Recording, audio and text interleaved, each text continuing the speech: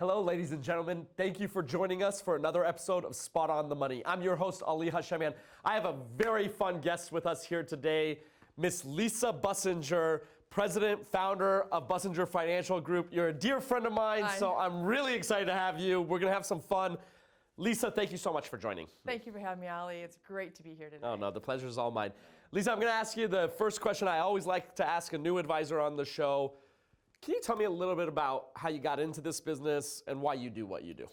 I sure can. It's actually a personal story of mine with my family. My father was 60 years old and he was diagnosed with Alzheimer's disease. My mom was 2 years younger. She never worked, never had a career. She raised 5 kids. So imagine when my parents got told my father had Alzheimer's disease at 60. He was self-employed, owned his own construction company, never was sick, thought he worked forever. They had no plan for something like that to happen. Well, my father lived until the age of 67. The last 10 months of his life he spent in a nursing home. I was the one daughter that helped get through that journey with my mom. And I was like, why don't you guys have a plan? You've got nothing. They lost their home. She had to go rent something. She had to go work for Jewel Food Stores baking bread at 2 in the morning so they could have some sort of income and some sort of benefits. When my father passed away, he had a life insurance policy. We made sure that kept being paid, the premiums. So when he passed away, that paid out tax-free to my mother, and she was able to go and buy a home paid for. So I was like, I learned a lot about that whole process, dealing with that with my mother. And I knew some people in the insurance business, so I reached out to them. I'm like, how do we educate people? How do we help them know all these risks that are out there that my parents had no idea, no plan for? So Ali, you know what I did? I got my insurance license and I put a map on my lap and I would go door to door, house to house, and I would help people understand the risks that they had and how we could mitigate those risks and not have them go through what my parents went through. Fast forward, several years later, I got my securities license and I became full wealth management and really started helping people plan for the unplanned events in life.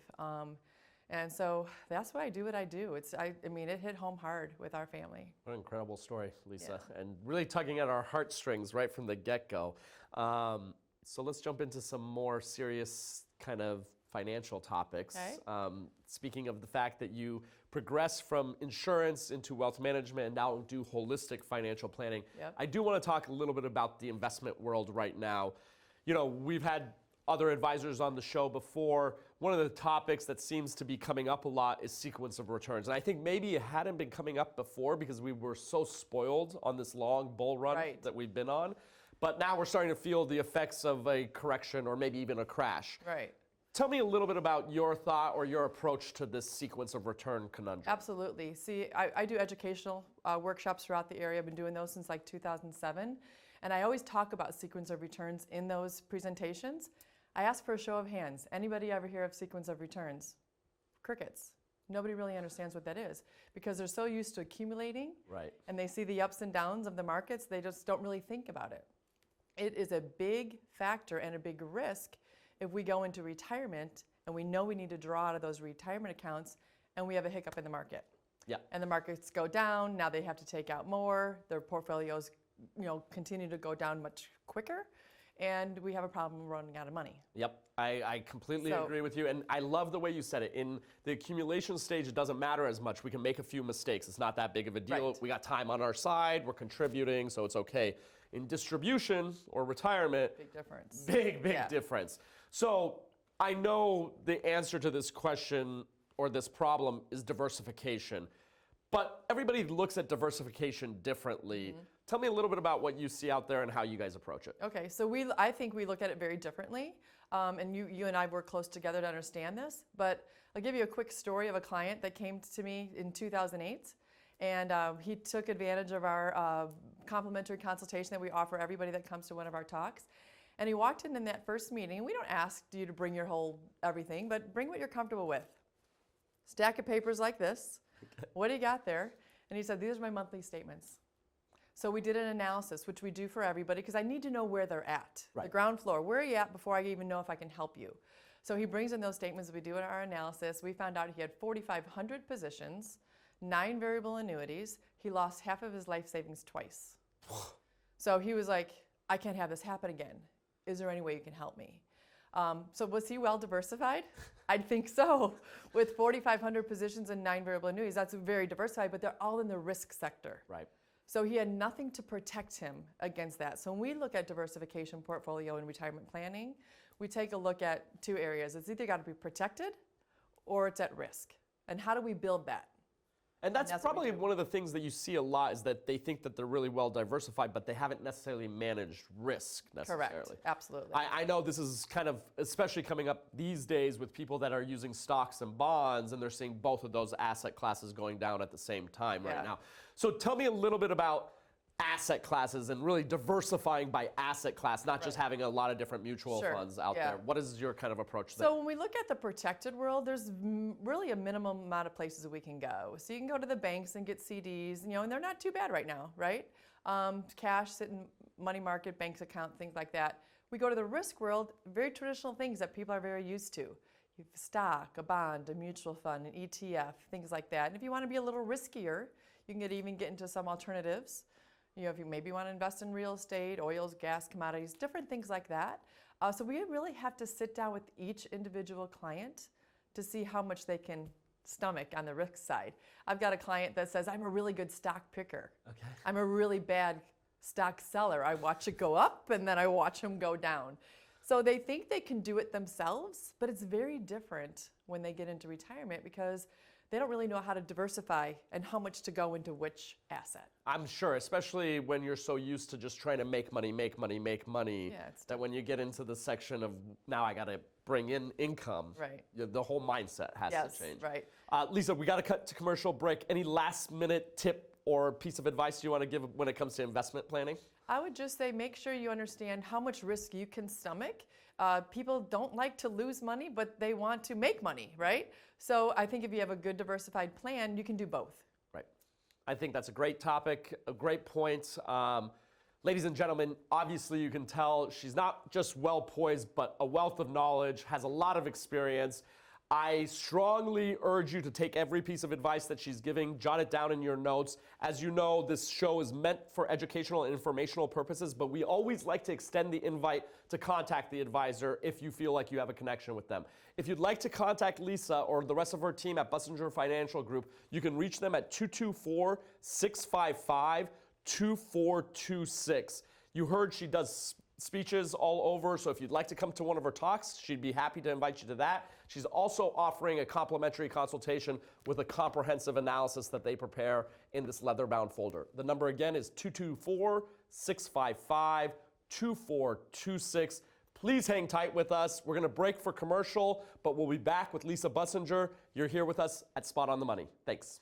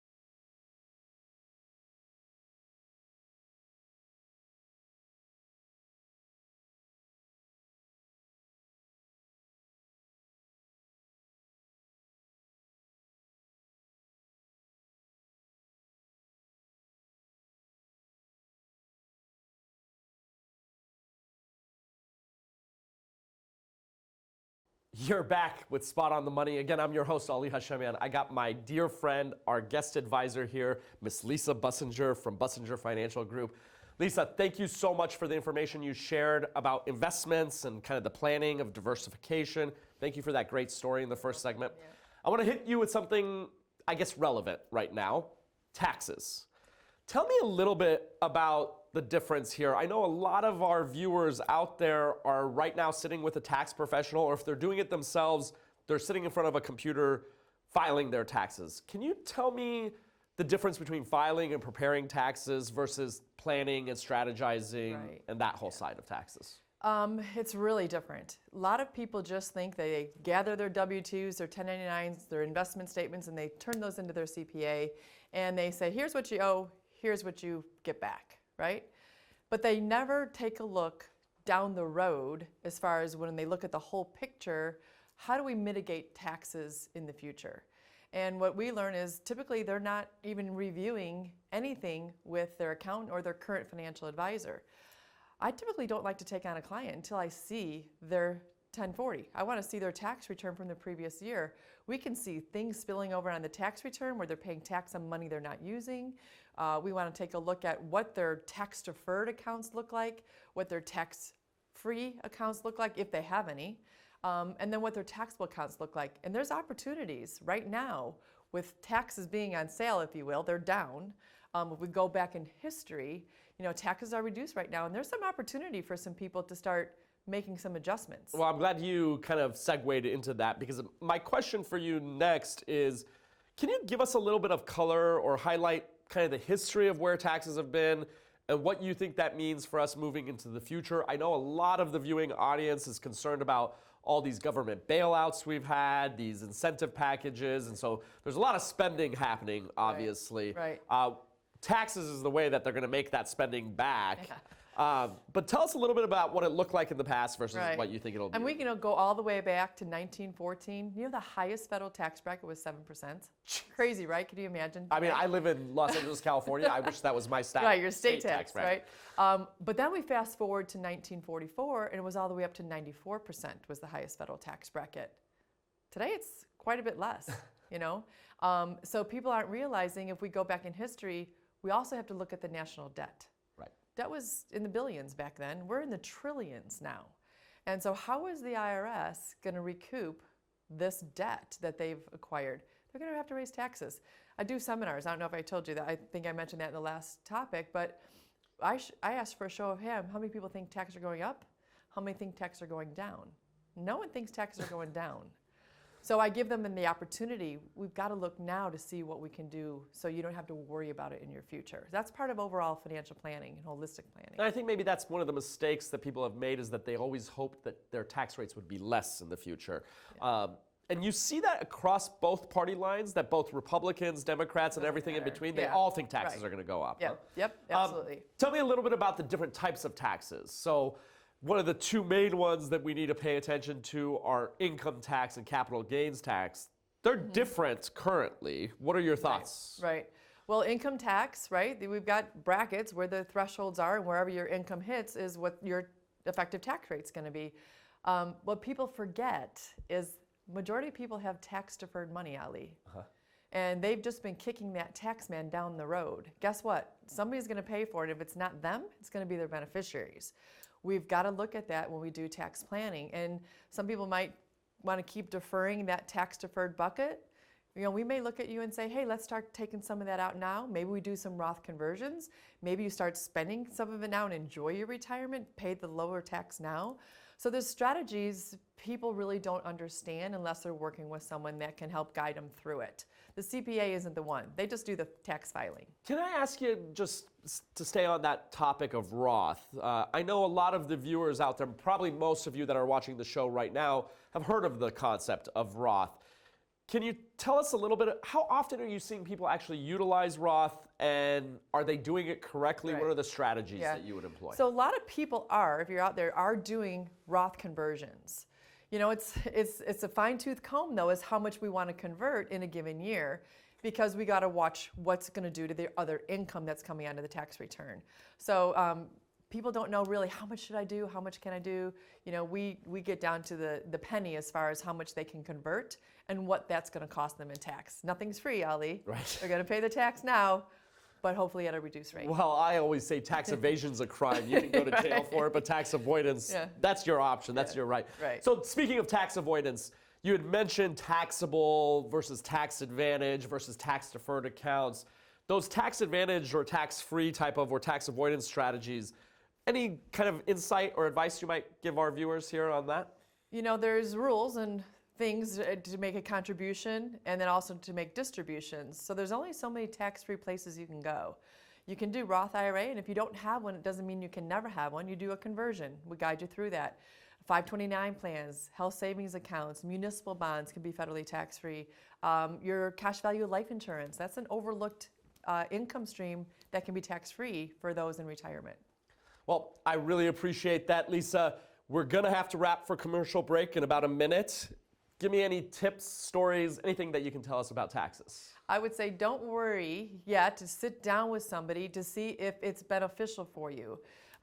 People say, oh, I'm not going to worry about it, then you don't worry about it. But if you truly are concerned, let's see if there's an opportunity where you might pay even no tax. We got to look at what else is coming in on that tax return to see what your tax. And are you doing a lot with clients in terms of helping them offset taxes and tax Yes, we are. deductions? Yeah. Absolutely. Yep. So it's not just these Roth strategies No. or municipal Right. bonds or some of the Right. other stuff Right. that you talked about. We got to look at the whole picture again, Ali.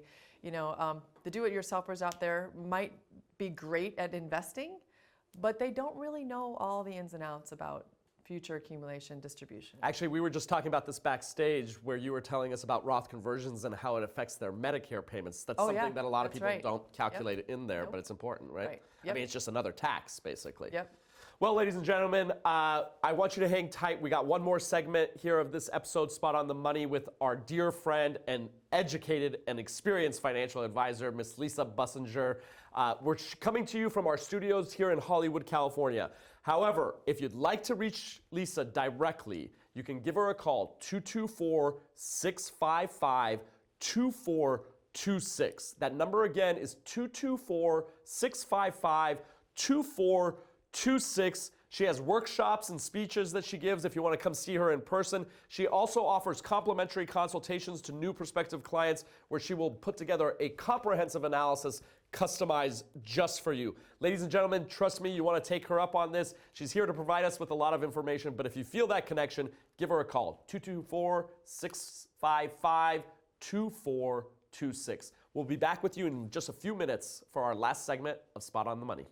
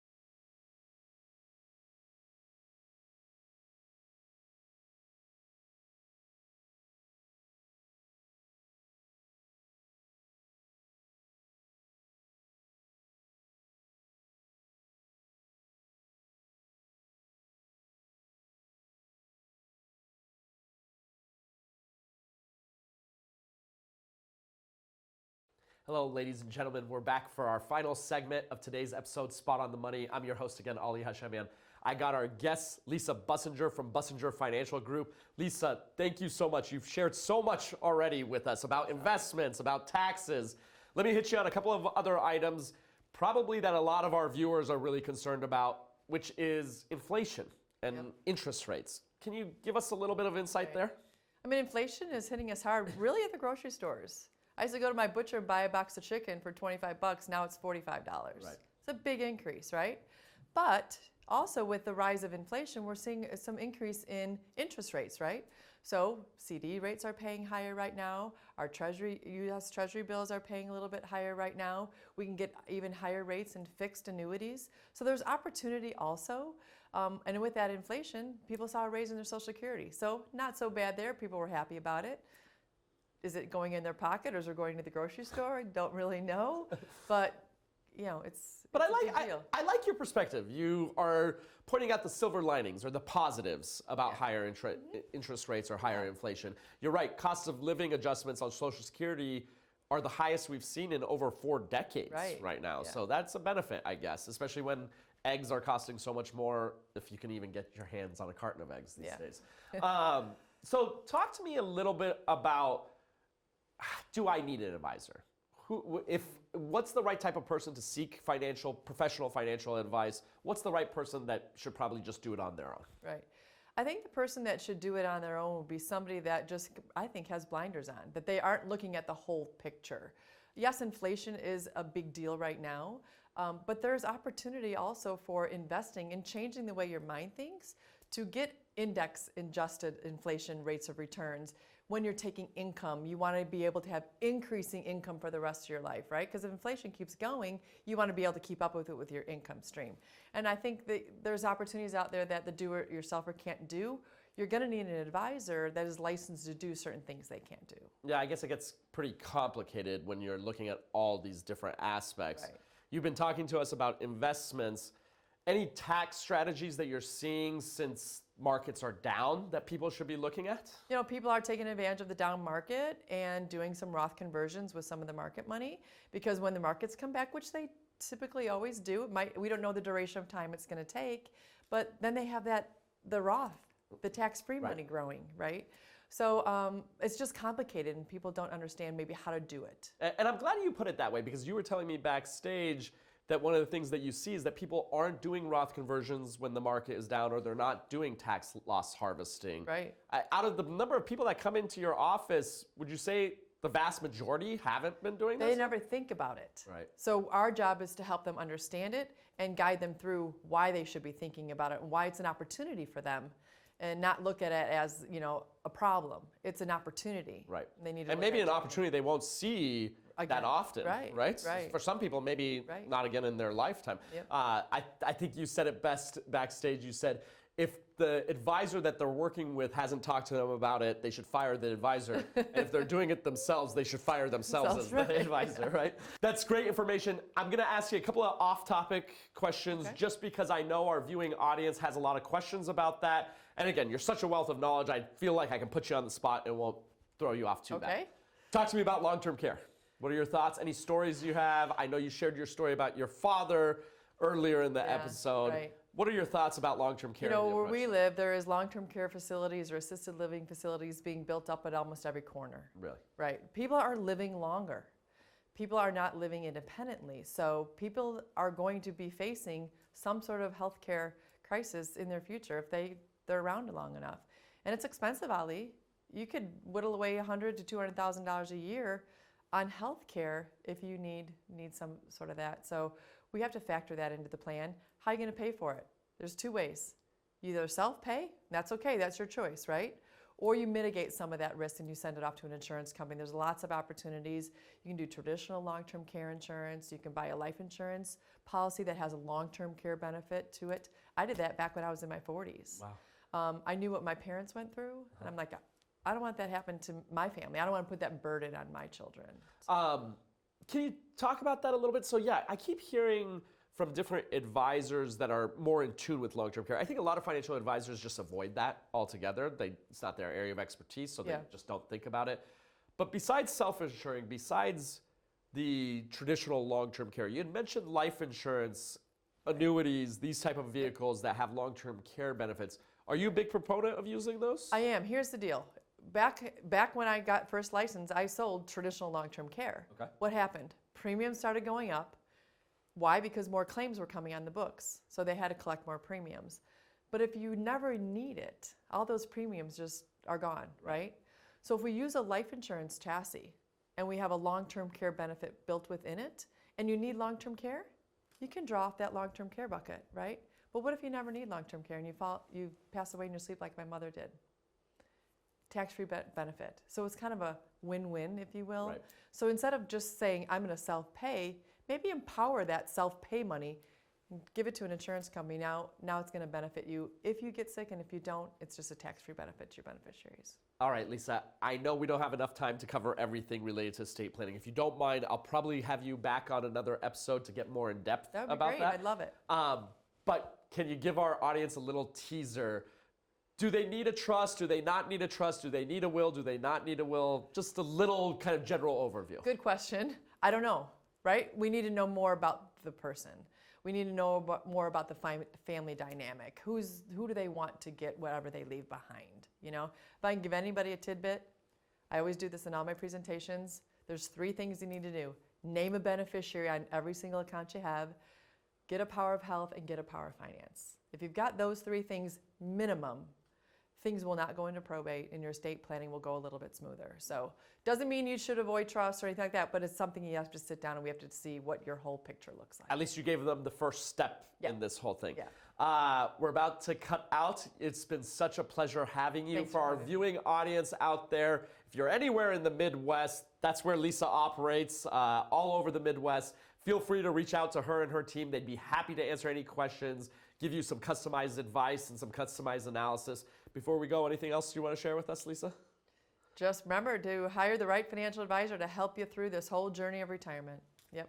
I love that. And if it's not Lisa, make sure you do find someone good. I do think Lisa would be a great person for you to consider as a financial advisor or financial planner. If you are thinking about that, just reach out to her and her team, 224-655-2426. They have workshops all over that you can attend, and they offer complimentary consultations with a complimentary analysis as well as their recommendations, so you know exactly where you are and where you should be. Lisa, thank you so much again for joining us.